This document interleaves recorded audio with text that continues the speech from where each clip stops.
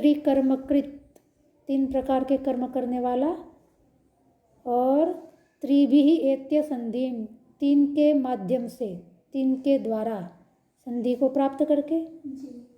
त्रिभिः, 3 थे, माता पिता और आचार्य, क्योंकि उन्हीं से ही ज्ञान प्राप्त करता है। माता पिता आचार्य मुख्य ज्ञान प्राप्ति के साधन हैं। और त्रिनाचिकेतः, 3 बार जो त्रिनाचिकेतः 3 बार जो नाचिकेत अग्नि का चयन करता है, संधान करता है, संधान भी बोलते हैं, चयन भी बोलते हैं। त्रिनाचिकेतः वो जन्म मृत्यु से पार हो जाता है, अत्यंत शांति को प्राप्त कर लेता है। तो अगला 18वां मंत्र है, त्रिनाचिकेतस्त्रयमेतद् विदित्वा य एवं विद्वांश्चिनुते नाचिकेतं विद्युतं ज्वालयतु समृत्युपाशान् पुरतः प्रणोद्य शोकातिगो मोदते स्वर्गलोके। तो त्रिनाचिकेतः, त्रिनाचिकेत वही है जो 3 बार नाचिकेत अग्नि का चयन करता है। अयम एतद् विदित्वा, एतद् मतलब स्वर्गीय जो अग्नि है उसको जान करके, यह एवं विद्वान, विदित्वा यह एवं विद्वान चिनुते नाचिकेतम, तो जान करके जो विद्वान नाचिकेत अग्नि का चयन करता है, त्रिनाचिकेत अग्नि की चर्चा कर दी, उसको जो जान करके, स्वयं जान करके विद्वान हो गया, उसका जानकार हो गया। और ऐसा व्यक्ति स्वयं जब नाचिकेत अग्नि का चयन करता है तो फिर क्या होता है, समृत्यु पाशान पुरतः प्रणोद्य शोकातिको मोदते स्वर्गलोके। अच्छा, पदच्छेद रह गया ना। त्रिनाचिकेतः त्रयम एतत् विदित्वा यह एवं विद्वान चिनुते नाचिकेतम सह मृत्युपाशात् पुरतः प्रणोद्य शोकातिगः मोदते स्वर्गलोके। तो इस प्रकार जैसे नचिकेता को जो उपदेश किया, उस नाचिकेत अग्नि का जो भी व्यक्ति चयन करेगा, नाचिकेतम चिनुते, नाचिकेत अग्नि का चयन करेगा, वो व्यक्ति सह मतलब वो व्यक्ति मृत्यु पाशात, मृत्यु के बंधन से, पाश कहते बंधन को, मृत्यु के पाश से, मृत्यु के बंधन से, पुरतः प्रणोद्य, पुरतः का अर्थ होता है कि पहले ही, मौत आने से पहले ही, मृत्यु पाशान प्रणोद्य शरीरपात, शरीर मतलब मृत्यु आने से पहले शरीरपात, शरीरपात कहते हैं कि शरीर का गिर जाना, शरीर का गिर जाना मतलब मृत्यु हो जाना। तो जो मृत्यु के पाश हैं, जिसके कारण वो मृत्यु में बंध जाता है, अर्थात मृत्यु को प्राप्त हो जाता है, वही मृत्यु पाश कहलाते हैं। उत्तम मध्यम अधम आता है ना, वो उसमें भी आता है, वरुण के 3 पाश हैं, सउदुत्तमम मध्य, हाँ उदुत्तमम आता है, उत्तमम मध्यम अधमम पाश। तो वो 3 पाश मृत्यु के, उनको पहले ही, मृत्यु आने से पहले ही प्रणोद्य मतलब उसको दूर करके, हटा करके, नष्ट करके, पाश को हटा करके, शोकातिगः, फिर वही शब्द आ गया जो पहले आया था, शोकातिगो मोदते स्वर्गलोक के पीछे भी आया था, यही की यही पंक्ति, इतनी आधी पंक्ति। तो शोकातिगः मतलब मानसिक जो कुछ भी दुख हैं, मानसिक वही दुर्भाव से ही दुख होते हैं, मानसिक दुर्भावनाएं जो होती हैं उसी के कारण ही व्यक्ति कष्ट में रहता है। शोक है, मोह है, ईर्ष्या, द्वेष, फिर प्रतिशोध, प्रतिशोध की भावना भी बड़े व्यक्ति को बड़ी परेशान कर देती है, बदले का भाव, प्रतिशोध के भाव, ये सब मानसिक दुख हैं, इनके कारण तो उनसे पार हो गया। शोकातिगः मन चंगा हो गया तो फिर वाणी और शरीर तो चंगे होने ही होने हैं, मन स्वस्थ होना जरूरी है, क्योंकि शुरुआत मन से होती है, फिर वाणी में और फिर शरीर में उतरता है रोग, शुरुआत तो मन से होती है। इसलिए शोकातिगः मानसिक सभी दुखों से मतलब अतिक्रमण किया हुआ, मानसिक सभी विकारों का जो अतिक्रमण कर गया वो स्वर्गलोक में मतलब वो स्वयं व्यक्ति जो त्रिनाचिकेत अग्नि का चयन करेगा वो भी उसी फल को प्राप्त करेगा। शोकातिगः मोदते स्वर्गलोके, क्योंकि यही तो फल बताया था उसका, स्वर्गीय अग्नि का। तो वो फल प्राप्त हो जाएगा उसको, जो ऐसा करेगा। फिर अगले 19वें मंत्र में बताया, एषा ते अग्निर्नचिकेतः स्वर्ग्यो यमवृणीथा द्वितीयेन वरेण एतम अग्निम तवैव प्रवक्ष्यन्ति जनाः सह तृतीयं वरम नचिकेतो वृणीष्व। तो फिर दोहरा दी अपनी बात को यम ने। पदच्छेद देख लेते हैं। एषः ते अग्निः नचिकेतः स्वर्ग्यः यम अवृणीथाः द्वितीयेन वरेण एतम अग्निम तव एव प्रवक्ष्यन्ति जनाः सह तृतीयं वरम नचिकेतः वृणीष्व। तो कह रहे हैं कि हे नचिकेतः, फिर से नचिकेता को संबोधित करते हुए यम अपनी बात को दोहरा रहा है कि एष ते स्वर्गीय अग्नि, ये जो तेरा अग्नि, तुझसे संबंधित जो स्वर्गीय अग्नि है, यम अवृणीथाः,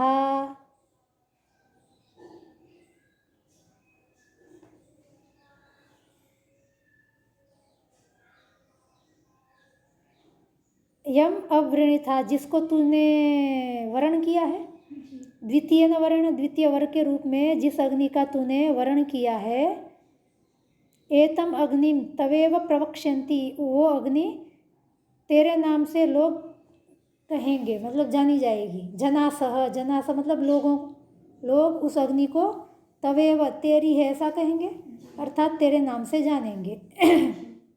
तवैव नामना प्रवक्ष्यन्ति, नामना का अध्ययन कर लेना चाहिए।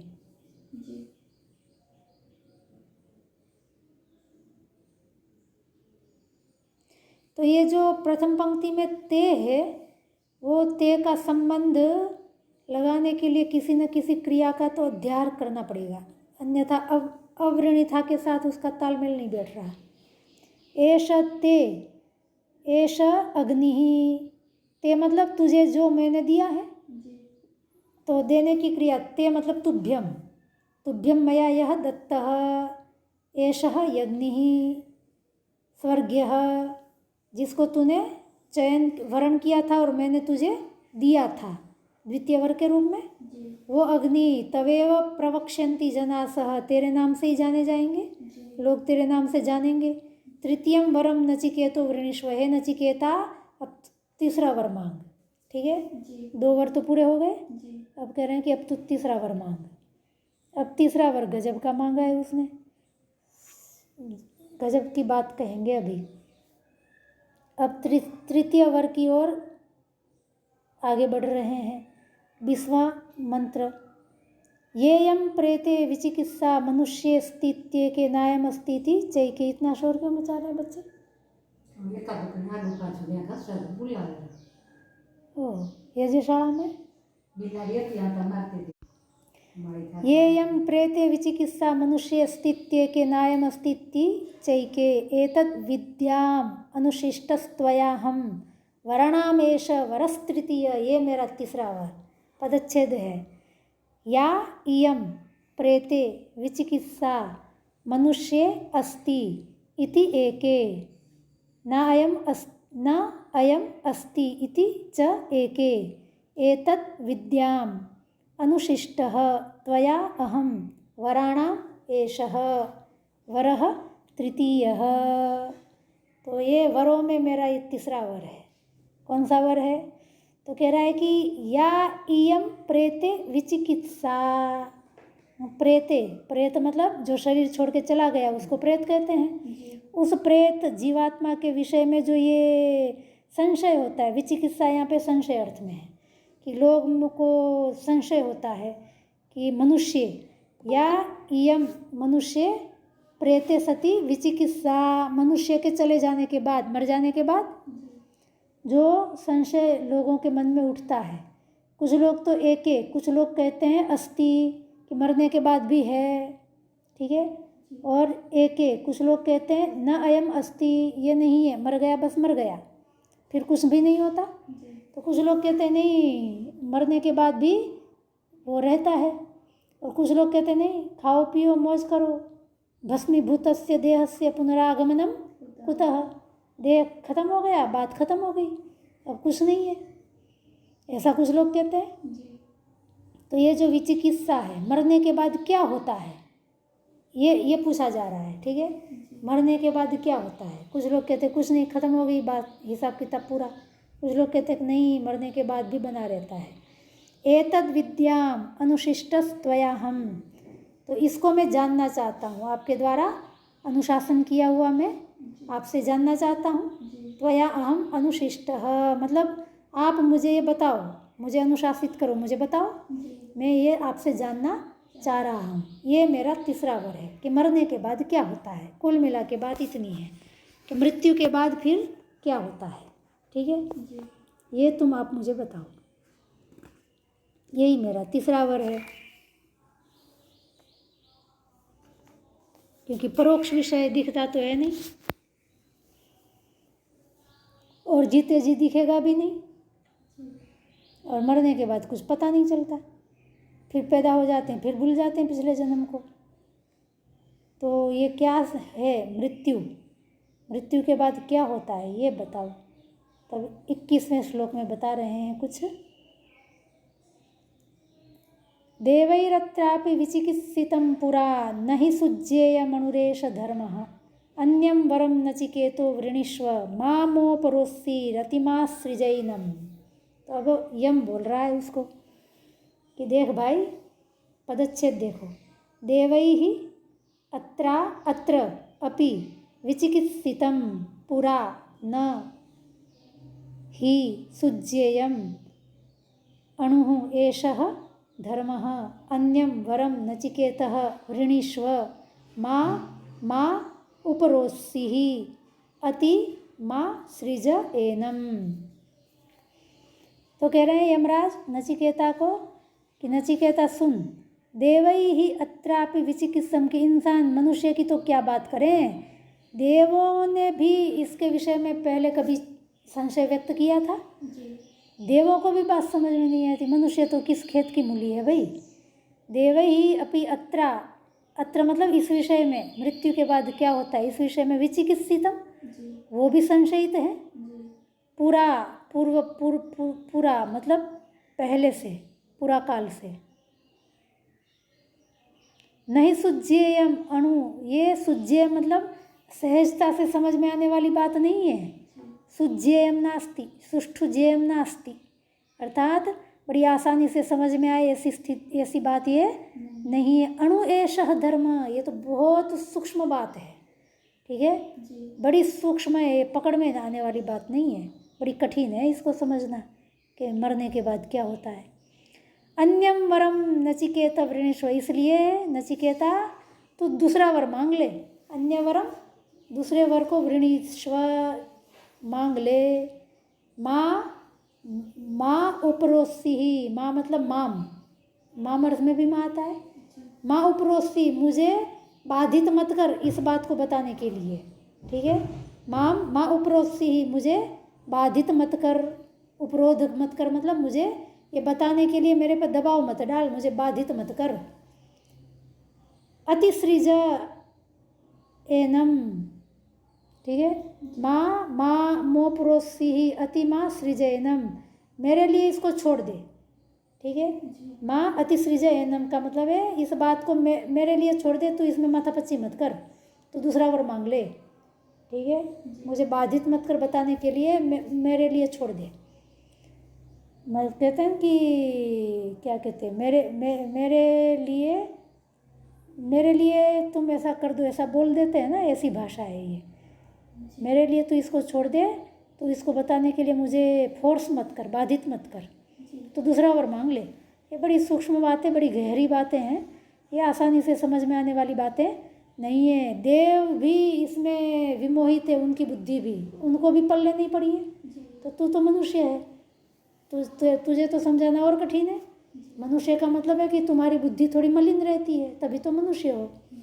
और देव होते हैं, विद्वानों को भी कहते हैं, और जो पवित्र बुद्धि वाले होते हैं उनको देव कहते हैं। कुछ एक्स्ट्रा ऑर्डिनरी सामर्थ्य रखते हैं वो देव होते हैं, साधारण नहीं होते हैं देव, कि उनको भी समझ में नहीं आई, वो भी विमोहित बुद्धि वाले हैं इस विषय में। तो इसलिए तू इस बात को छोड़ दे, रहने दे इसको, और दूसरा वर मांग ले। ऐसा कर, मैं तुझे और वर दे देता हूँ, तो दूसरा कुछ मांग ले। तो फिर आया ये नचिकेता 22वें में, देवैरत्रापि विचिकित्सितं किल त्वं च मृत्यो यन्न सुज्येमात्थ भक्ता च अस्य त्वादृक् अन्यो न लभ्यो नान्यो वरस्तुल्य एतस्य कश्चित्। ये भी खिलाड़ी कम नहीं है ना। पदच्छेद, देवैः अत्र अपि विचिकित्सितं किल त्वं च मृत्यो यत् न सुज्येयम् आत्थ वक्ता च अस्य त्वादृक् अन्यः न लभ्यः न अन्यः वरः तुल्यः एतस्य कश्चित्। तो कह रहे देख भाई, यम को कह रहा है कि देवैरत्रापि विचिकित्सितं किल, मतलब बल दे रहा है कि अच्छा देवों को भी इस विषय में संशय था, ऐसा तूने ही कहा। त्वं च मृत्यु, और तूने ही कहा हे मृत्यु, मृत्यु मतलब यमराज को संबोधित कर रहा है। त्वं च, और तुम साक्षात मृत्यु स्वरूप हो, तुम ही तो मृत्यु हो। और तुम कह रहे हो कि यन्न सुज्येमात्थ, कि ये धर्म अत्यंत सूक्ष्म है, सरलता से समझ में आने वाला नहीं है, तो जरूर कुछ विशेष तो होगा ही। तुम जिसको सुज्येय नास्ति इति त्वं वदसी, कि ये तो बड़ी सूक्ष्म बात है, गहरी बात है, ये समझ में आने वाली बात नहीं, ऐसा तुम कह रहे हो। हाँ, और जहाँ पर देवों को भी विचिकित्सा हुई थी, संशय हुआ था, मतलब बात तो छोटी नहीं है, बात में तो कुछ दम है ना इसमें। तो इसलिए पकड़ के बैठ गए आप। और वक्ता च त्वादृक् अन्यो न लभ्य, और मृत्यु के बाद क्या होता है उसको बताने वाला तेरे से बढ़ करके मुझे कोई मिलेगा, क्योंकि मृत्यु तो तू ही लाता है, तुझे ही पता है भी मैं जिसको ले जाता हूँ उसका आगे हाल क्या होता है, तू ही तो जानता है। तो त्वादृक् अन्य वक्ता, तेरे अतिरिक्त और दूसरा कोई बताने वाला मुझे मिलने वाला नहीं है, तेरे से श्रेष्ठ कोई भी इस विषय का वक्ता नहीं हो सकता। त्वादृक् अन्य न लभ्य, तेरे जैसा और दूसरा वक्ता कहाँ मिलेगा, ठीक है, क्योंकि मृत्यु के बारे में तो तू ही जानता है और संसार में कोई नहीं जानता। और अन्यः वरः तुल्यः एतस्य कश्चित् नास्ति, और दूसरा कोई भी वर मैं मांगूं वो इसके तुल्य तो नहीं ही होगा, मतलब ये इससे उत्तम नहीं होगा, निकृष्ट ही होगा। और क्या मांगोगे तुम वर में? पिता तो माँ बाप पहले परिवार है, वो तो मिल ही गया पहले वर में तुमको, तो अपने घर तो वापस लौट ही गए तुम पहले वर में, ठीक है। स्वर्गीय अग्नि को भी तुमने जान लिया, तो अब क्या मांगोगे तुम? क्या बचा मांगने को सिवाय संपत्ति के? वही तो मांगोगे कि भाई मुझे शरीर स्वस्थ देना, मुझे संपत्ति देना, प्रखर बुद्धि वाला बना देना, ऐसा ही तो कुछ मांगोगे, और बचा ही क्या है मांगने को? तो इससे बड़ा तो है नहीं वो सब, इससे तो छोटा ही है। तो कह रहे हैं कि इसके सदृश दूसरा कोई वर में देखता नहीं हूँ, और मृत्यु के बाद क्या होता है उसका वक्ता तेरे से बढ़कर संसार में दूसरा कोई हो नहीं सकता। और ये बात कोई छोटी आसान छोटी तो है नहीं, क्योंकि देवों को भी विचिकित्सा हुई थी, ऐसा तूने ही कहा है। और तूने ही कहा कि बड़ा सूक्ष्म बात है ये, इतनी आसानी से समझ में आने वाली नहीं है, तो मुझे यही समझा, ठीक है। तो वर के रूप में मिलेगी तो तुझे समझानी ही पड़ेगी, बाकी तो फिर मैं अपनी बुद्धि से समझने जाऊंगा तो पता नहीं समझ पाऊँ कि नहीं पाऊँ, पर अभी तो तुझे ये व्यवस्था है, तो तेरी जिम्मेदारी है मुझे समझ में आए उसकी, तो क्योंकि वर है तुझे देना है, तो तू ये न कहने प्रकार मुझे समझा के ही छोड़ेगा, ठीक है, क्योंकि वर देना है, इसलिए मुझे दूसरा कोई वर मांगना ही नहीं, मुझे यही मांगना है। तो फिर वो भी यम और जोर लगा रहा है कि इसका त्याग कर दे, मृत्यु के बाद क्या होता है उसको और उलझा रहा है, और सुंदर सुंदर वस्तुएं दिखा रहा है कि इसको मांग ले। इसने कहा ना कि न अन्य वरः तुल्य तस्य कश्चित्, कि इसके समान दूसरा कोई वर हो ही नहीं सकता है, ठीक है। तो वो दिखा रहा है कि देख ऐसी ऐसी चीज़ें भी संसार में हैं जो तूने अभी तक देखी नहीं है, उसके विषय में थोड़ा सोच, उसको मांग ले, ठीक है। तो वस्तुएं दिखा रहा है, क्या वस्तु दिखा रहा है 23वें श्लोक में, शतायुषः पुत्र पौत्रान् वृणीष्व बहून् पशून् हस्ति हिरण्यम अश्वान् भूमेर्महदायतनं वृणीष्व स्वयं च जीव शरदो यावदिच्छसि। हाँ, कितना गजब का वर देना चाह रहा है कि देख भाई, पदच्छेद देखो। शतायुषः पुत्र पौत्रान् वृणीष्व बहून् पशून् हस्ति हिरण्यम् अश्वान् भूमेः महदायतनं वृणीष्व स्वयं च जीव शरदः यावत् इच्छसि। हम होते तो मांग लेते कि चल यही दे दे। फिर क्या बोला कि पुत्र पौत्रान, बेटा और बेटे का भी बेटा, पुत्र और पौत्रान, पोता, पौत्र मतलब पोता, बेटा और पोता। शतायुष 100 आयु वाले पुत्र पौत्र मांग ले कि मेरा पुत्र 100 वर्ष जिए, मेरा पोता भी 100 वर्ष जिए, ये मांग ले। वृणीष्व, उसको इसका वर्ण कर ले। बहून पशुन, बहुत सारे पशु धन धान्य संपत्ति मांग ले। हस्ती, हाथी मांग ले। हिरण्य, सोना मांग ले, चांदी मांग ले, जवाहरात मांग ले, डायमंड मांग ले, मोती सब मांग ले, अश्वान घोड़े मांग ले। और भूमे महदायतनम, अरे बहुत सारी कई एकड़ एकड़ जमीन मांग ले। ठीक है, जितनी मांगेगा उतनी मैं भूमेर महदायतनम, महती जमीन दे दूंगा, विस्तृत, जितनी मांगेगा उतनी जमीन दे दूंगा। कितने एकड़ चाहिए बता, 1000 एकड़, 2000 एकड़, कितनी जमीन चाहिए? तो भूमेर महदायतनम वृणीष्व, पूरी भूमि चाहिए तो पूरी भूमि मांग ले, चक्रवर्ती राजा बना दूंगा। स्वयं च जीव शरद, और पुत्र पोता तो 100 साल जिए, तू भी 100 साल अपना जीवन मांग ले। और कह रहा 100 साल ही नहीं, यावत इच्छा से, जितना जीना है उतना मांग ले। जितना तू चाहता है जीना उतना जीवन मांग ले, वो भी दे दूंगा। कितना जीना चाहता है? ये ययाति था ना, एक ययाति की कहानी आती है। ययाति बहुत भोगी राजा था, तो अपनी जवानी में खूब भोग भोगा, बूढ़ा हो गया, तो फिर उसको तृप्ति नहीं हुई, तो उसने यमराज के पास गया कि ले गया, ऐसा कुछ था। और फिर कुछ वर मांगा, तपस्या कुछ की उसने, तो वर मांगा, और फिर वर में लंबी आयु मांगी, अपने बेटों की भी आयु मांग ली उसने। नहीं, बेटों से मांगा, बेटों ने उसको स्वेच्छा से दे दिया। बाप भी जीना चाह रहा था, तो बेटों ने यमराज को कहा कि उनको मत ले जाओ, उनको और जीना है, हमारी आयु इनको दे दो। तो बेटों की भी आयु उसको मिल गई, बेटे को ले गया यमराज, और बेटे की आयु बाप को दे दी। बाप फिर और लंबा जी लिया, और फिर खूब भोग किया। तो ऐसे कई वर्षों तक उसने भोग किया, और अंत में फिर निष्कर्ष निकाला कि भोग से किसी की भी तृप्ति न भोगान भुक्ता वयमेव भुक्ता। ठीक है, भोग भोगने से कभी तृप्ति मिलती नहीं है। स्वयं भोग ही हमको भोग ले जाते हैं, हम भोगों को नहीं भोगते, भोग ही हमको भोगते हैं। ठीक है, हम ही खर्च हो जाते हैं, पैसे हमको, हम पैसे खर्च नहीं करते, पैसे हमको ही खर्च कर जाते हैं। ठीक है, हम खाली होते, पैसे खाली होते हैं क्या? खाली तो हम ही हो जाते हैं ना, फिर मेहनत करते हैं, पैसे थोड़ी न ख़त्म होते हैं, हम ख़त्म हो जाते हैं। पैसे तो बने हुए, सोना चांदी जवाहरात पहले भी, हमारे आने से पहले जितने थे उससे ज़्यादा बढ़ गए, और हम जाएंगे उसके बाद भी बने रहेंगे। खर्च तो हम ही होने वाले हैं, बीतने वाले तो हम ही। समय क्या बीतता है, हम ही बीत जाते हैं, समय तो शाश्वत बना ही रहता है। तुम बीत जाते हो भी, समय के काल के घाल में चले जाते हो, समा जाते हो। तो कह रहे कि यावत इच्छसी, तू जितना चाहे उतना जीवन मांग ले। ठीक है, पर तू मृत्यु के बारे में मत पूछ।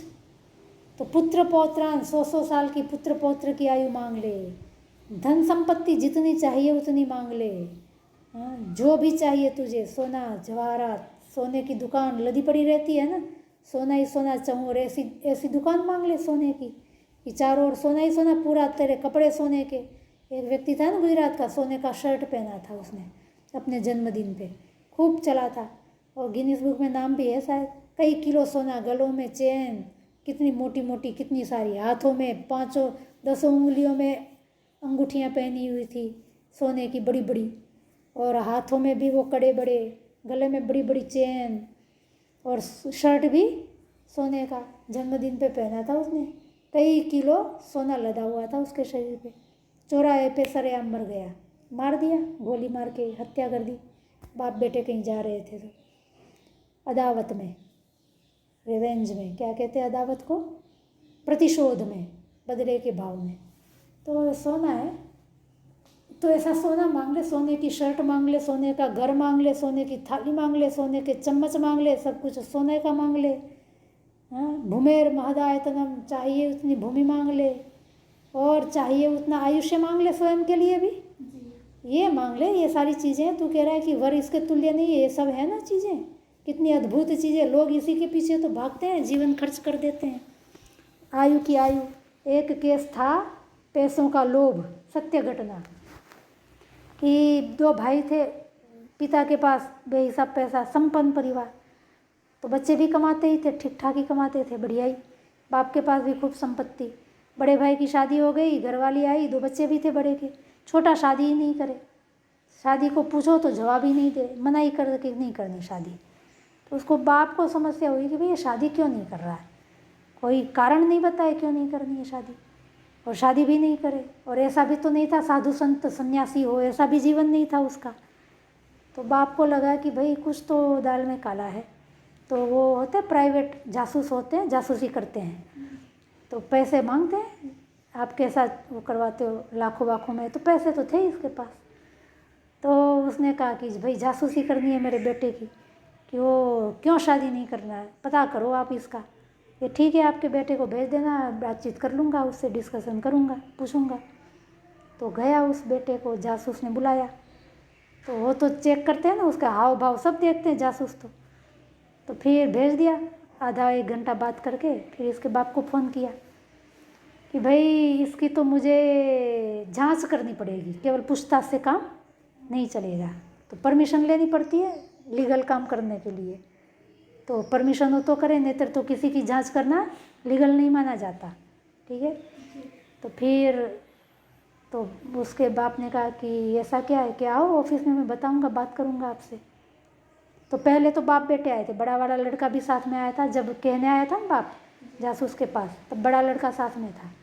अब जब दोबारा इसने फ़ोन किया कि भाई इसकी तो मुझे जांच करनी पड़ेगी, तब केवल बाप आया था, वो बड़ा लड़का नहीं आया था, बाप अकेला आया था। बाप को ही तो फ़ोन किया था इसने, उसने तो केस दिया था।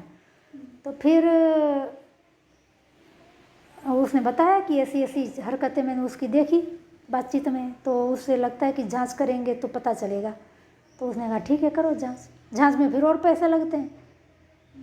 तो फिर जांच की इसने, तो जांच में फिर फ़ोटो वोटो सब लिए। तो फिर उसने देखा कि भाई एक लड़की के चक्कर में तो है ये, ठीक है। तो उसके वो देने पड़ते हैं, प्रूफ देने पड़ते हैं कि लड़की के चक्कर में, कौन सी लड़की के चक्कर में, ये सब। तो फ़ोटो वोटो लिए, जासूस होते हैं, बड़ी जासूसी करते हैं, पता भी नहीं चलता कब तुम्हारे कितने फ़ोटो कहाँ से ले जाते हैं, ये कौन जासूस है। वो तो ऐसे ही सामान्य इंसान की तरह ही घूमते रहते हैं। तो फिर बुलाया फिर उसके बाप को कि आ जाओ दोनों ही। नहीं, दोबारा भी उसके पिता को ही फ़ोन किया। अब तीसरी बार उसका बाप उस लड़के को, बड़े लड़के को लेके आया, ठीक है। तो फिर उसने कहा कि भाई बात तो ऐसी है, लड़की तो है उसके जीवन में, ऐसा नहीं है कि लड़की नहीं है ऐसा, ठीक है। तो कैसे, उसके बाप ने कैसा, क्या प्रूफ है आपके पास? तो ये रही लड़की की फ़ोटो रख दी उसके सामने। दोनों चुप, एक शब्द न बोले दोनों, न बाप बोले ना बेटा बोले। तो उसने पूछा जानते हो इस लड़की को कौन है? तो उस कहा कि हाँ जानता हूँ। फिर उसको भी पूछा लड़के को, तुम भी जानते हो क्या? कि हाँ मैं भी जानता हूँ। तो फिर कौन है? तो बाप बोला ये मेरी बड़ी बहू है। कौन थी वो लड़की? बड़ी बहू, वो बगल में बैठा था उसकी घरवाली जो आया था, उसकी घरवाली। वो बड़ा लड़का तो साथ में आया था। पहली बार बड़े लड़के को लेके आया था बाप, दूसरी बार नहीं लाया था, तीसरी बार लेके आया। बाप भी तो शातिर था, तो तीसरी बार लेके आया और उसने फ़ोटो रखी उसके सामने और दोनों चुप, कोई ना बोले। इसने कहा जानते हो क्या लड़की को? ऐसा है क्योंकि हाव भाव से पता चल गया ना लड़की को जानते नहीं जानते। तो उसने कहा जानते हैं। तो के कौन है? कि ये तो हमारी बहू है, बड़ी बहू। तो फिर ये जासूस बड़ा स्मार्ट है, तो उसने उस लड़के के चेहरे हाव भाव देखे, जो बगल में बैठा था उसकी तो घरवाली थी। तो सीधा उसने प्रश्न पूछा कि भाई आपका हिडन एजेंडा क्या है? मतलब बैकग्राउंड में कुछ दूसरी बात चल रही है, उसको भी पता है, लड़के को भी, उसकी घरवाली थी ना ये। तो तो उसने पूछा कि भाई बात क्या है, बड़े लड़के को पूछा तो कि कुछ नहीं है। फिर उसने प्रश्न पूछा कि भाई ये आपको पता नहीं है क्या? तो उसने कहा कि नहीं पता। तो कि आपके बच्चे हैं? तो कि हाँ हैं। कितने हैं? 2 हैं। तो इसने प्रश्न पूछा कि भाई आपके ही हैं? तो कि हाँ मेरे ही बच्चे हैं। तो फिर इसने प्रश्न पूछा दोनों ही आपके हैं? तो वो चुप हो गया फिर जवाब नहीं दिया उसने, दोनों ही आपके कहा। तो उसमें था एक बच्चा इसका था, एक बच्चा उस लड़के का था, छोटे वाले का। तो ये दोनों की सहमति से चल रहा था, पति पत्नी की। क्यों चल रहा था? तो पता तब चला कि उस बड़े को ये था कि इसकी बहू आएगी छोटे की तो संपत्ति का बंटवारा होगा, और संपत्ति का बंटवारा दोनों करना नहीं चाह रहे थे। ये था संपत्ति के पीछे। और बाप को सब पता था, पर बाप प्रमाण चाहता था कि प्रूफ मिले, एविडेंस मिले।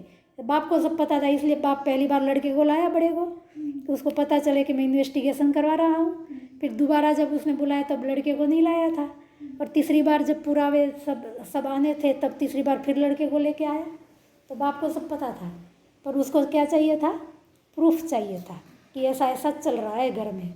और ये है पैसों के पीछे ये पागलपन। देखो इतना पैसों के पीछे दुनिया भाग रही है, भाग रही है, भाग रही है, और कहाँ से कहाँ पहुँच रही है, उसका कोई स्तर ही नहीं है अब। सारे नीति नियम सब किनारे पे। पैसा मेरा भैया, हाँ पैसा मेरा परमेश्वर। गुजराती में पैसो मारो परमेश्वर ने, हूँ पैसानो दास रे। पैसा मेरा परमेश्वर है, और पैसे का यही स्थिति है आज। पैसे के लिए व्यक्ति कुछ भी कर लेता है। तो वो पैसे ही तो दे रहा है ये इसको कि भाई और आयु चाहिए, लंबी आयु चाहिए, पैसा चाहिए, और क्या चाहिए? नीति नियम थोड़ी नहीं चाहिए, मर्यादाएं थोड़ी नहीं चाहिए। घर बार तो इसलिए क्योंकि संबंध में ही सुख है पैसों का, केवल पैसों से सुख नहीं है। इसलिए थोड़ा बहुत परिवार चाहिए। परिवार होगा तो पैसे से सुख है। अकेले पैसे के बोरियां भर भर करके करोगे क्या, कितने दिन? तो संबंध भी चाहिए, तो थोड़े बहुत संबंध बचा के रखते हैं। तो यही तो दे रहा है ये भी, यम भी, कि ये सब सोना चांदी जवाहरात जो चाहिए सो मांग ले, भूमि मांग ले, हाँ, और आयु मांग ले, जितना चाहिए उतना जीवन मांग ले। 100 साल क्या, जितना चाहिए उतना मांग ले। तो फिर ये भी तो कम नहीं था। नचिकेता आया, हम होते तो बैठ जाते पानी में कि ठीक है चलो भाई आप इतना कहते हो तो यही सही चल जाएगा। इसके लिए तो अब सब मिल गया, पैसे मिल गए, आयु मिल गई, परिवार मिल गया, पोते पोतियाँ लंबे आयु वाले मिल गए सब, और अपनी आयु लंबी मिल गई, जितनी चाहिए उतनी भूमि प्रॉपर्टी, जमींदार हो गए हम, और सोना चांदी जवाहरात बेहिसाब मिल गए। तो और क्या चाहिए? तो आया ये कितना बढ़िया। और यही बोल रहा है अभी तो यमराज ही कि और ये कम लग रहा है तो और सुन, और बता रहा है 24वें में, एतत् तुल्यम यदि मन्यसे वरम वृणीष्व वित्तम चिरजीविकां च महाभूमौ नचिकेतस्त्वमेधि कामानां त्वा काम भाजम करोमि। तो कह रहे हैं कि देख, पदच्छेद देखो, एतत् तुल्यम यदि मन्यसे वरम वृणीष्व वित्तम चिरजीविकां च महाभूमौ नचिकेतः त्वम एधि कामानां त्वा काम भाजम करोमि। तो कह रहे हैं कि देख नचिकेता, मैंने ये सब बातें बताई तुझे, इसके समान तेरे दिमाग में और भी कुछ हो तो उसको मांग ले। एतत् तुल्यम, इसके सदृश यदि मन्य से तू मानता है कि ये चीज़ है, तद्वृणीष्व, उसको मांग ले वर के रूप में। जैसे वित्त है और धन संपत्ति और भी कुछ मैंने बताया, उससे भी ज़्यादा तुझे कहीं दिखती हो। चिरजीविका मतलब लंबे समय तक बने रहने वाली आजीविका, अथवा तो जीवन, चिरजीविका जीवन को भी कह सकते हैं, लंबा जीवन, जितना तू चाहे उतना लंबा जीवन, ठीक है, 1000 साल 2000 साल, जितना तू कहे कि नहीं भाई मरू ही नहीं, तो ऐसा ही मांग ले, अमरत्व मांग ले। अमर होकर के भी क्या करोगे तुम? मान लो तुम अमर हो गए, अभी आगे देखेंगे, बोलेगा ना, अभी नचिकेता भी जवाब देगा। अमरत्व मांग ले, चिरजीविका मांग ले, मतलब अमरत्व मांग ले, मरूँ ही नहीं, और पैसों की कमी ना रहे, परिवार भी बना रहे, और क्या चाहिए बता? और कुछ चाहिए?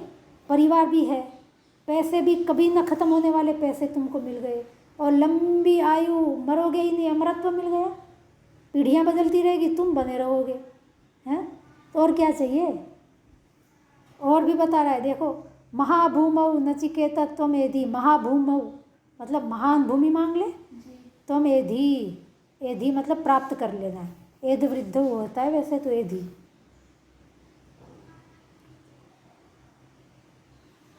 महत्याम भूमौ राजा नचिकेत त्वमेधि, मतलब यहाँ पर एधि होना अर्थ में है कि महाभूमौ त्वमेधि मतलब महान भूमि का तू राजा हो जा, उस अर्थ में है। महाभूमौ एधि, एधि मतलब शासन कर, महान भूमि का तू शासन कर मतलब तू चक्रवर्ती राज मांग ले, पूरी भूमि का तू एकमात्र राजा और अनंत अनंत काल तक राजा, ऐसा मांग ले। कामानाम त्वा काम भाजम करोमि, कामनाओं का त्वाम काम भाजम, काम भागिनम कामारहम करोमि मतलब कामानाम, काम मतलब इच्छाएं, एक मनुष्य की जितनी भी इच्छाएं होती हैं और देवों की इच्छाएं, संसार में जितनी भी इच्छाएं तू देखता है, उन सब इच्छाओं में काम भाजम करोमि मतलब काम भागिनम करोमि का मतलब ये है कि तेरी सारी कामना, तू जो भी इच्छा करेगा तेरी इच्छा पूरी हो जाएगी, ये वर मांग ले। जो भी तू इच्छा करे वो सारी इच्छा पूरी हो जाए, ऐसा मांग ले। कामानाम त्वा काम भाजम, और क्या चाहिए? तुम्हारी सारी इच्छा पूरी होने लग जाए तो कितना सुख मिलेगा? नहीं मिलेगा? अब कितनी भी इच्छा में कुछ भी मांग लो कि मेरी ये इच्छा है कि भाई मैं मोदी बन जाऊँ, मोदी हट जाए और मैं ही मोदी बन जाऊँ, तुम मोदी बन जाओगे। तुम चाहो कि मैं अभी इसी समय वहाँ पहुँच जाऊँ तो वहाँ पहुँच जाओगे, मैं उड़ जाऊँ तो उड़ जाओगे। कामानाम त्वा काम भाजम करोमि, तेरी सारी कामना पूरी होगी, ये मांग ले वर। तो जो भी कामना करे तेरी कामना पूरी हो जाए, ये वर मांग ले। और बचा क्या मांगने को? कुछ बचा भी देने को? अब सारा ही तो उसने दे दिया कि ये मांग ले, ये मांग ले, ये मांग ले, पर मरणम मानुप्राक्षी, मरण के बारे में मत पूछ। और भी कम आप लोग आपने कहा कि और कुछ नहीं बचा, अभी बता रहा है, अभी वही दे रहा है कि ये भी मांग ले, हैं? और बता रहा है। और साड़ियाँ वाड़ियाँ खरीदने जाओ तो बताते हैं दुकानदार, ये साड़ी ले लो, ये थोड़े मुँह ढीला करो तो फट दूसरी निकाल के ला देगा, ये वाली देखो, ये वाली अच्छी है, ये साइड में कर दो, ये वाली देखो। उसमें भी मुँह ढीला करोगे तो और ला करके बताएगा, धीरे धीरे ऊपर चढ़ाता है वो, एकदम फटू महंगी साड़ी नहीं निकालता। पहले तो देख लेता है भाई किस लेवल के होंगे, 2000, 5000, 25,000, 30,000, उस हिसाब से निकाली साड़ी। वो पसंद नहीं आई तो फिर 50,000 की आएगी, वो भी पसंद नहीं करोगे तो फिर और 70,000, 80,000, करोड़, तो वो तो फिर धीरे धीरे बढ़ाता है। ऐसे ये भी और निकालता जा रहा है खजाने में से, ये मांग ले, ये मांग ले। और क्या निकाला 25वें श्लोक में? ये कामा दुर्लभा मर्त्यलोके सर्वान् कामान् छन्दतः प्रार्थयस्व, इमा रामाः सरथा सतुर्या न हि ईदृशा लंभनीया मनुष्यैः आभिर्मृत प्रत्ताभिः परिचारयस्व नचिकेतो मरणं मानुप्राक्षिः।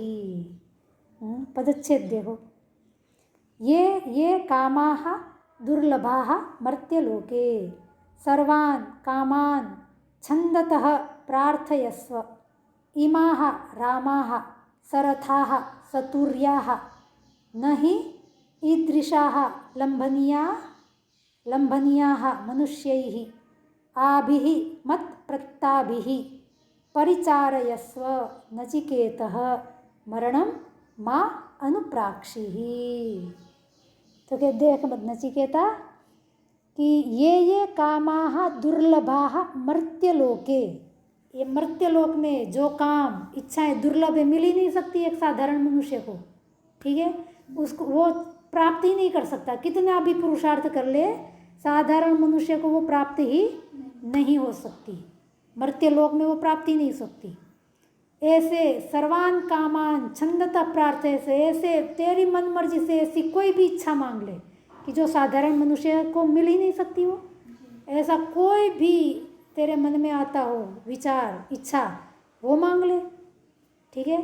जो देवों को देव जिसको भोग सकते हैं तुम साधारण मनुष्य भोग ही नहीं सकते हो, ऐसी कोई इच्छा मांग ले अपनी मन मर्जी से, छंदता मतलब तेरी मर्जी, तो जो कुछ भी मांग ले।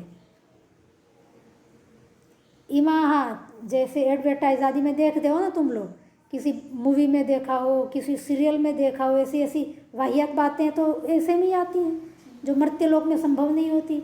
ऐसी बातें आपको कौन दिखाते हैं? ये मूवी वाले दिखाते हैं, ये सीरियल वाले दिखाते हैं, ये मीडिया वाले दिखाते हैं। ठीक है कि अरे चंद्रलोक पर फ्लैट लेना है, कौन दिखाता है आपको? मीडिया वाले ही दिखाते हैं ना कि भाई चंद्रमा पे इतने इतने लोगों ने फ्लैट बुक कर रखे हैं। अब बुक कर रखे तो रहने जाओगे चंद्रमा पे? हैं? ये सपना कौन दिखाते हैं? पैसे डालने हैं, कहाँ डालें? कई लोग हैं संसार में ऐसे कि पैसे कहाँ डालें, समस्या है उनको। तो चंद्रमा पे फ्लैट खरीद रखे हैं लोगों ने, बनाएंगे चंद्रमा पे, अब खुश। अब फिर यहाँ लगा देंगे घर में तख्ती कि हमारे चंद्रमा पे इतने करोड़ में हमने ये फ्लैट खरीदा हुआ है। बस लोगों के आगे बस तुम भी लगा दो अपने गुरुकुल में कि हमारा तो चंद्रमा क्या सूर्य पे है, सूर्य पे हम तो सूर्य पे जाने वाले हैं, हमने सूर्य पे खरीद रखा है। लगा दो तख्ती अपने गुरुकुल में कि हमारा ऐसा ऐसा फ्लैट है सूर्य पे। क्या लाभ है इसका? लगाते हैं लोग। चंद्रमा पे फ्लैट बेचने वाले भी हैं और खरीदने वाले भी हैं, है मर्त्य लोक में। ऐसे ऐसे शेख चल्ली हैं संसार में, एक बेचता है और दूसरा खरीदता है। चंद्रमा पे बैठा कहाँ है? मर्त्य लोक में। खरीद फरोख्त कहाँ की चल रही है? चंद्रलोक की चल रही है। ऐसे ऐसे ऐसे लोग हैं, तुम्हारे ही मर्त्य लोक में है। तो ऐसा कुछ मांग ले, शुक्र ग्रह को मांग ले कि शुक्र का मैं राजा बन जाऊं, मंगल को मांग ले। ऐसे ऐसे कुछ छंद तो अपनी मन मर्जी से मांग ले। और बताता हूँ, देख तेरे दिमाग में ना आए तो क्या बता रहा हूँ। इमाहा रामा, रामा मतलब रमणीय स्त्रियाँ होती हैं ना, जो हुरे हुरे जो तुमको मिलेंगी, 72 हुरे मांग ले। हुरे हैं ये रामा। इमाहा रामा सरथा, और रामा कैसी? रथों में बैठी हुई। ऐसे नहीं आएगी रथों में बैठ करके। रथ मतलब आज की तुम्हारी मर्सिडीज समझ लो, या तो रेंज रोवर आदि सब होती है ना गाड़ियाँ, उसमें बगियों में कौन आएगा? अब कोई नहीं आएगा, अब तो रेंज रोवर में आएंगी। रामा रामा है प्लेन में आएंगी, अपनी पर्सनल प्लेन मांग ले। प्लेन में बैठी हुई रामाएँ, सरथा ऐसी रामाएँ मांग ले। अपने प्राइवेट जेट में बैठी हुई हैं, प्राइवेट प्लेन में बैठी आएंगी वो। सतुर्या, और म्यूजिक के साथ आएगी। तुर्य कहते हैं बाजे गाजे के साथ। ठीक है, सब बाजे गाजे, डांस पार्टी चल रही होगी, चारों रामा ही रामा होगी, और सारी फ्लाइट से आई होगी, अपने अपने प्राइवेट जेट से आई होंगी। ऐसी रामाएँ मांग ले, जब तू चाहे फ्लाइट से तेरे पास पहुंच जाए और सब संगीतमय माहौल बन जाए। ये मांग ले।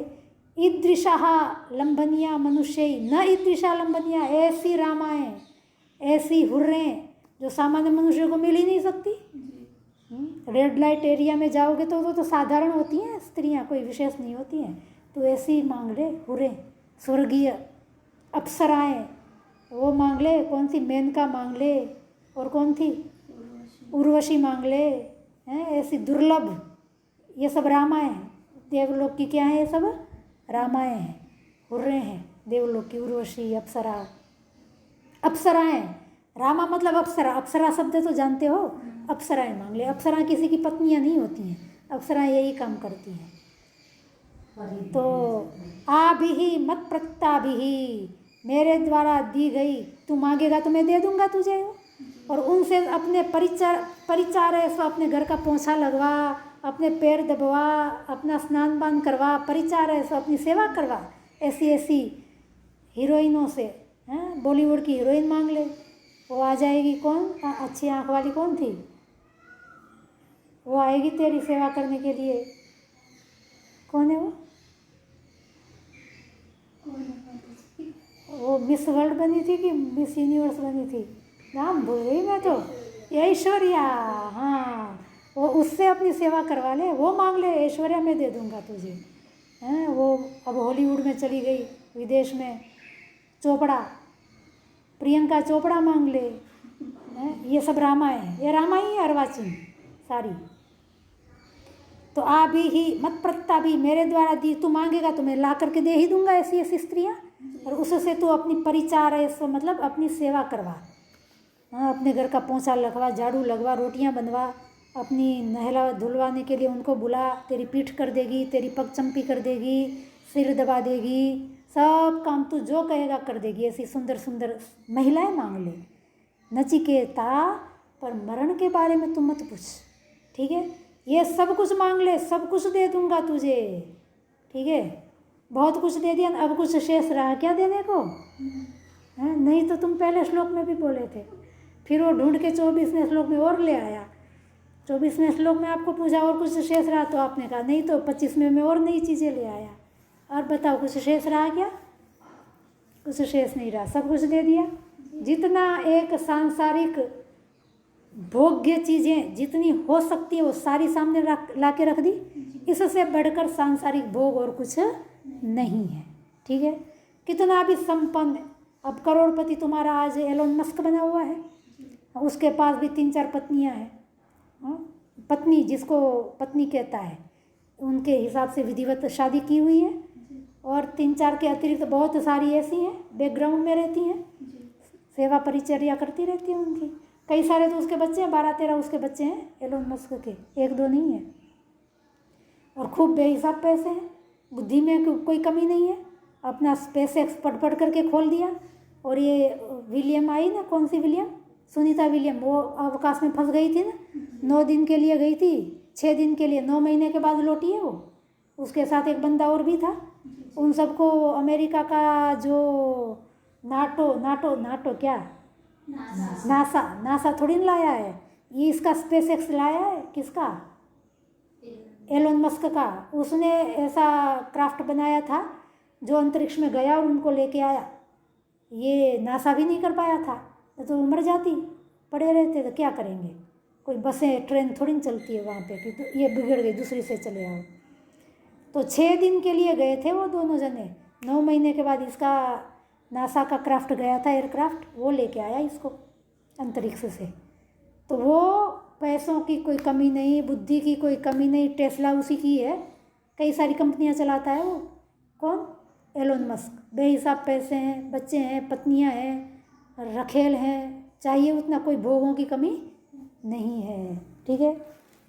और उसको तो आयु की कमी है, फिर इसको तो आयु की भी कमी नहीं है, तो और क्या भोगेगा? रोटी तो वही 2 खाएगा वो। बुद्धि से तुम ज़्यादा से ज़्यादा पैसे कमा करके करोगे क्या?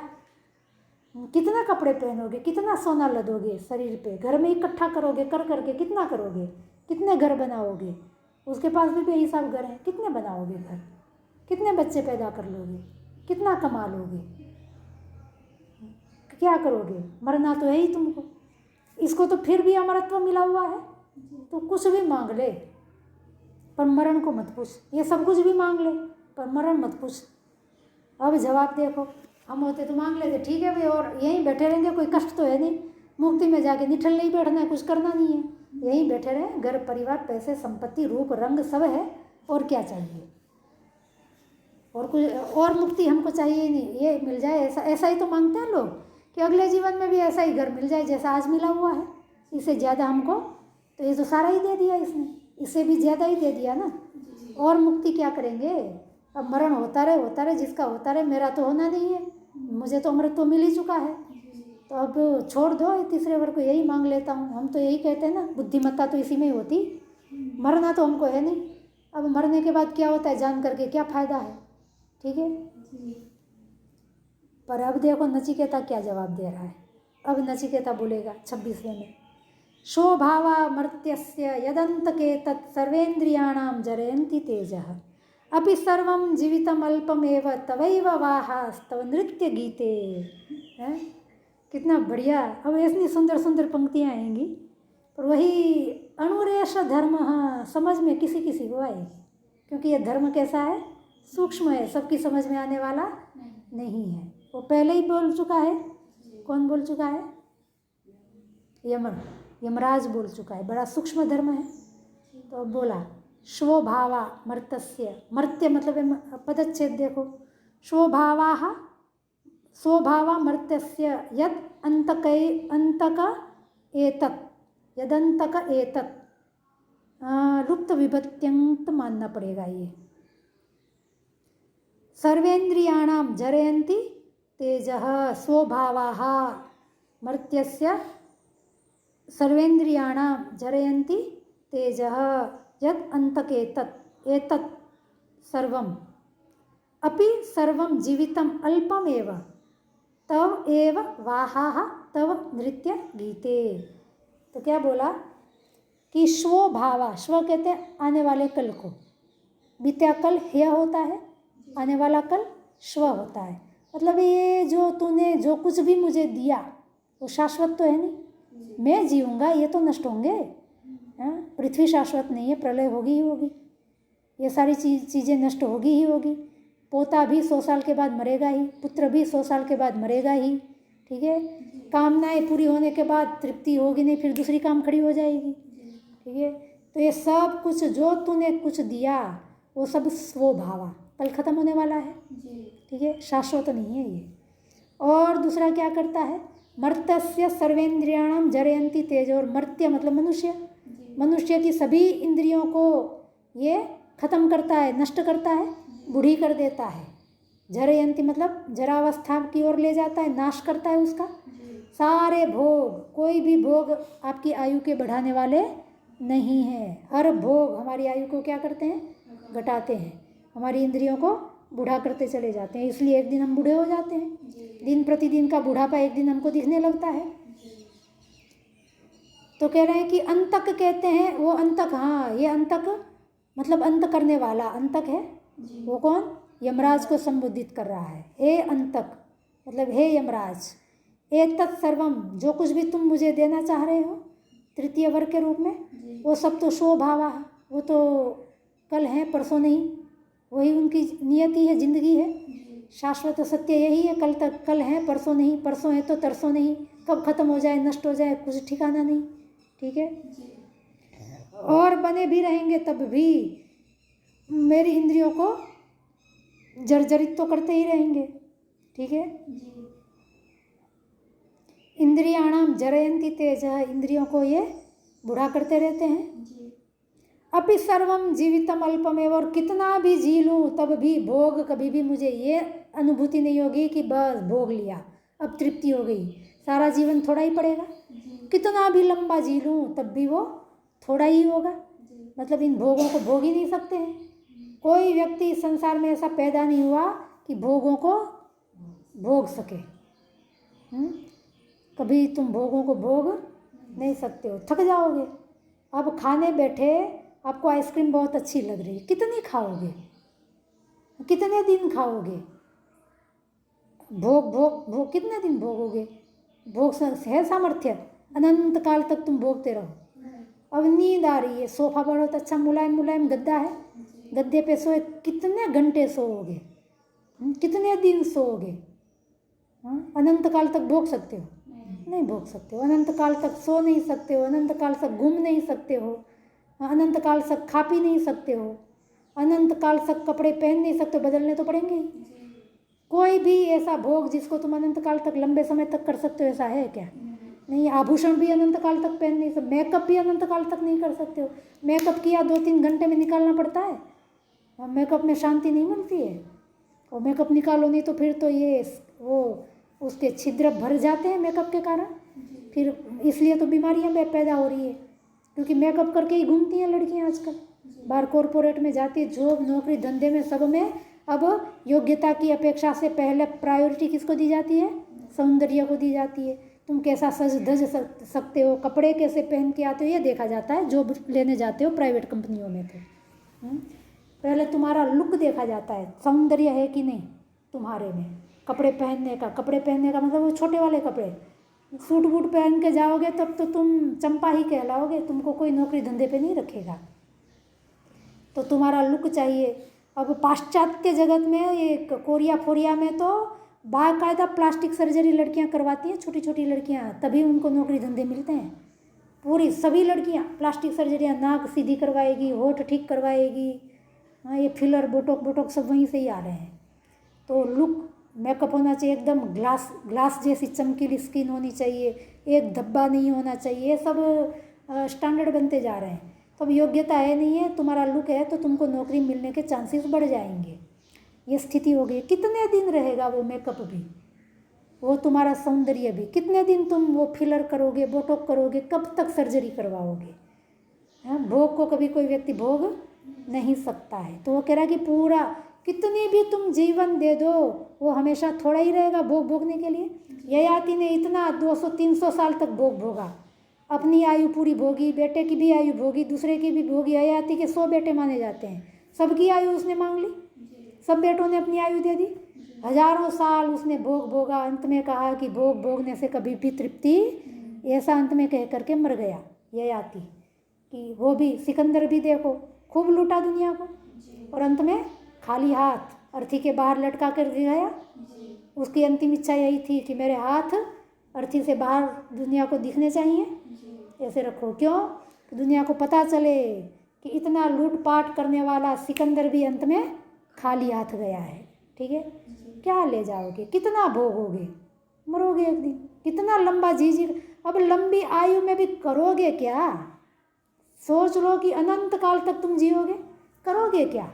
सुबह जगोगे, रात को सोओगे, वही 2 रोटी खाओगे, रोटी खा के थक जाओगे तो कभी होटल में जाके पिज़्ज़ा पास्ता खा लोगे, कभी आइसक्रीम खा लोगे, कपड़े पहन लोगे, उधर घूम लोगे।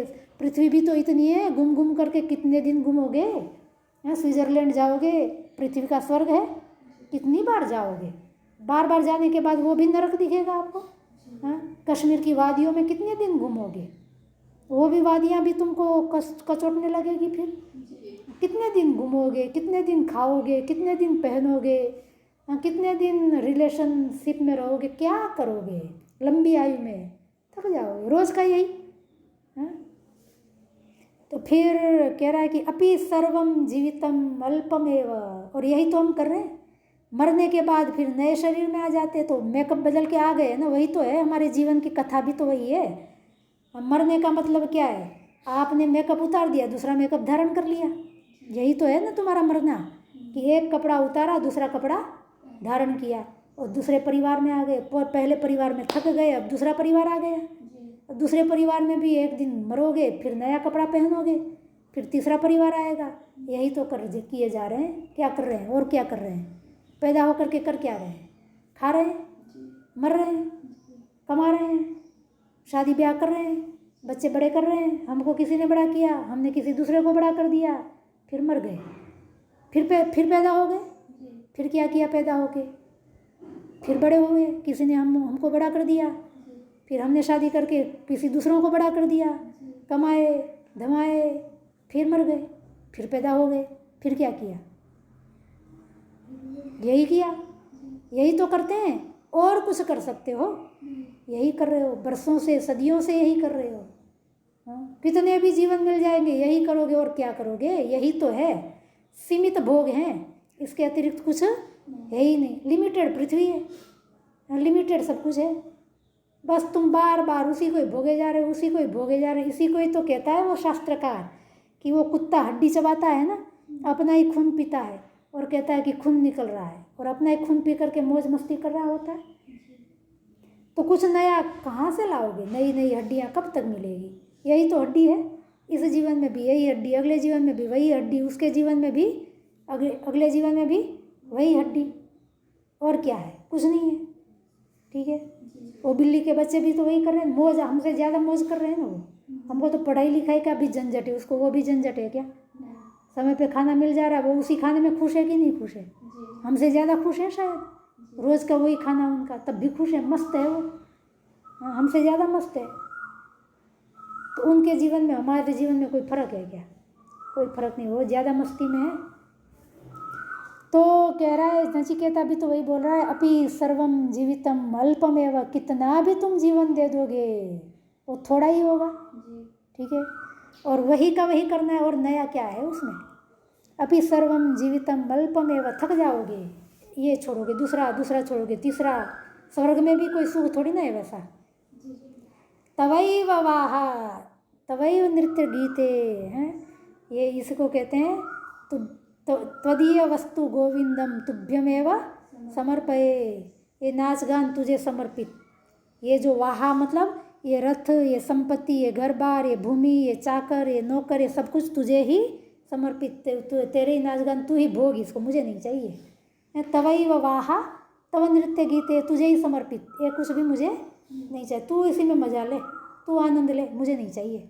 तो मुझे दे रहा है मतलब तू मालिक है तभी तो दे रहा है, तू ही आनंद कर इसमें, मुझे नहीं चाहिए। क्यों? क्योंकि तो स्वभाव है, आज हैं कल नहीं, वो भी तो क्षीण होते हैं और मैं भी तो बूढ़ा होऊंगा, मरूंगा नहीं तो भी। इंद्रियों का तो तेज क्षीण होने का मतलब क्या है? गुलाब जामुन पहला खाया तब इंद्रिय मस्त थी ना तुम्हारी, बड़ा आनंद आया ना पहले गुलाब जामुन पे। 10वां खाया तब इंद्रिय का तेज कैसा हो गया? क्षीण हो गया। इसको कह रहा है इंद्रियों का तेज क्षीण कर देगा। कोई ऐसा नहीं है कि पहले क्षण में जितना आनंद था वैसा ही आनंद मुझे अंतिम तक मिलता रहे, ऐसा नहीं है। एक भी सांसारिक भोग ऐसा नहीं है जो तुमको शाश्वत लगातार आनंद देता रहे, एक भी भोग नहीं है कोई भी। आप थक ही जाओगे, आपको वो छोड़ना ही पड़ेगा, आप दूसरे में जाओगे और दूसरा भी थक जाओगे, फिर तीसरा भोग भोगोगे। यही सत्य है संसार के सभी भोगों का। ये इसी को ही कह रहे हैं कि इंद्रियाणाम जरयंती तेज। कोई भी भोग ऐसा नहीं है कि मैं लगातार उसको भोगता रहूं और आनंद में रहूं, थक जाऊंगा, उसको छोड़ना ही पड़ेगा मुझे। तो छोड़ना कष्ट हो रहा है तभी तो छोड़ रही हूँ, तो सुख कहाँ है? ठीक है। तो अपि सर्वम जीवितम अल्पमेव तवैव वाह तव नृत्य गीते। ठीक है, बाकी का कल देखते हैं, और भी बढ़िया सुंदर बातें कहेगा नचिकेता। आज का पाठ तो यहीं तक रखते हैं और अपना भी जीवन में चिंतन करें। भाई हम भी कितने सदियों से चले आ रहे हैं, वही का वही काम कर रहे हैं और कब तक करना है आगे? हाँ, कुछ तो प्लान होगा ना कि आगे कब तक ऐसे ही चलता रहेगा, कब तक ऐसे ही जीते रहेंगे। और ऐसे जीते रहने से मिलता क्या है? क्या अब तक पाया तो आगे पाएंगे? अब तक की आयु बहुत सालों से चल रहे हैं तो कुछ तो मिला होगा हमको, तो देखें भाई अब तक क्या मिला और आगे मिलने की क्या संभावना है। और आगे मिलने के लिए आज भी मजदूरी तो करनी ही पड़ रही है, तभी तो आगे मिलना है। तो पाया क्या? आगे के लिए आज भी वैसी मजदूरी करनी पड़ रही है मुझे जैसी कल कर रही थी मैं। कल इतना संपत्ति कमा करके पता नहीं कहाँ छोड़ करके आ गई, आज फिर मजदूरी कर रही हूँ, फिर संपत्ति जोड़ रही हूँ और फिर छोड़ के चली जाऊँगी उसको और फिर मेहनत करूँगी। ठीक है, तो मिला क्या? बुद्धिमत्ता कितनी, कौन सा निर्णय लेना, कैसे लेना, कितना जीना, कैसा जीना। तो थोड़ा नचिकेता की तरह हम भी चिंतन करें कि भाई अंतिम परिणति हमारे जीवन की क्या होने वाली है, अंत में हमको मिलेगा क्या। आज जो कुछ भी अब तक किया और आगे जो कुछ भी अभी हम करेंगे, अंत में मिलेगा क्या? अंतिम फल को सामने रख करके ही तो व्यक्ति नया काम करता है, फल के बिना कोई प्रवृत्त होता ही नहीं है। सामने पहले फल देखा रखते हैं कि इस काम करने से मुझे ये मिलेगा, तभी तो काम करता है व्यक्ति। तो ये जीवन जीने रूपी कर्म कर रहे हैं तो उसमें भी सोचें कि भाई अंत में मिलना क्या है। वहाँ एक काम जीवन का ऐसा है जिसमें हम फल को देखे बिना ही कर रहे होते हैं, और वो है हमारा स्वयं का जीवन, कि हमको पता ही नहीं है कि अंत में मिलना क्या है, बस जिए जा रहे हैं। ठीक है, ऐसे ही जिए जा रहे हैं। भजन भी है ना कोई, जिए जा रहे हैं हाँ, सफ़र जिंदगी का पूरा किए जा रहे हैं, जिए जा रहे हैं, बस जिए जा रहे हैं, जिंदगी का सफ़र काटे जा रहे हैं। पर भाई पहुंचना कहाँ है ये किसी को ही पता नहीं है, कहाँ पहुंचना है किसी का भी टारगेट नहीं है कि भाई पहुंचना कहाँ है। बस चलते रहो, रास्ते में रास्ता है। और ये रास्ता तो कैसा है? अपनी जीवितम अल्प में, वह पूरी ज़िंदगी ख़त्म कर दोगे तब भी पूरा होने वाला। ये तो रास्ता तो लंबा है, लंबा इसलिए क्योंकि गोल है। रास्ता कैसा है? गोलाई में कितना भी चल लो कभी ख़त्म होगी रफ्तार, जितना भी दौड़ लगा लो, गोल रास्ता कभी ख़त्म होना ही नहीं है। तो ये रास्ता संसार वाला तो गोल रास्ता है भाई, ये कभी ख़त्म होने वाला नहीं है और किसी मंजिल तक पहुंचाने वाला भी नहीं, क्योंकि ख़त्म हो तो मंजिला है ना, ये ख़त्म ही नहीं होगा। गोल है भाई, गोला कभी ख़त्म होता ही नहीं है, चलते रहो कितना भी चलो। तो अपना भी थोड़ा चिंतन करें कि भाई हम कहाँ जा रहे हैं। ठीक है, आज का पाठ यहीं तक।